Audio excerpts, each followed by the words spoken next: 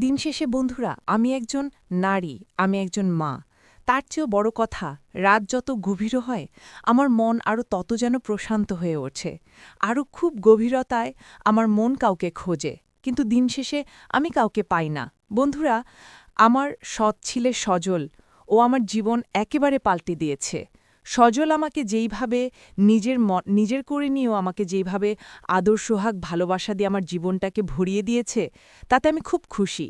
এখন এই রকম একজন মানুষ আমি আমার লাইফে পাবো বন্ধুরা, এটা আমি কখনো কল্পনা করতে পারি নাই।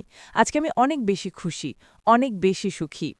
প্রত্যেকটা মেয়ের লাইফেই এমন একটা পুরুষ মানুষ আমরা চাই, যে আমাদেরকে প্রচুর ভালোবাসবে, গিফট দেবে, উপহার দিবে, কিন্তু পাশাপাশি আমাদেরকে যে রাতের একটা সার্ভিস দিতে হয়, এই সার্ভিসটাও আমাদেরকে দিতে হবে। আদারওয়াইজ আপনার যত টাকা পয়সা থাকুক না কেন, আপনি যদি আপনার ওয়াইফকে, আপনার স্ত্রীকে যদি আপনি রাতের বেলা সেই সুখটা না দিতে পারেন, আপনার স্ত্রী কিন্তু কখনই সুখী হবে না, সে কিন্তু কখনই তার মন ভরবে না।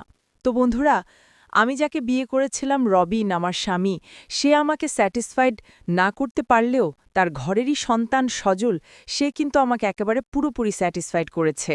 তো বন্ধুরা, সজলের সঙ্গে আমার আসলে কি সম্পর্ক, কিভাবে আমরা এতটা ঘনিষ্ঠ হলাম, এই সব কিছুই থাকছে আজকের এই ভিডিওতে। আর এই ভিডিওটা দেখলে তোমরা খুব বেশি মজা পাবে, আর আমি তোমাদেরকে মজা দিতে চলে আসলাম। তাহলে শুরু করি।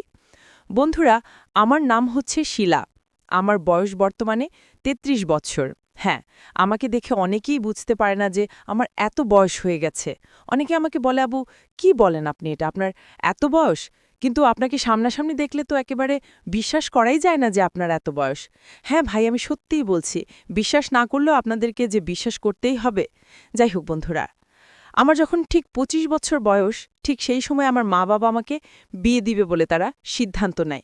আমাদের পরিবারটা ছিল একটা অভাবী পরিবার। আমার মা-বাবা তারা আসলে গৃহস্থ। আমরা একটা মফস্বল একটা গ্রামের একটা মানুষ।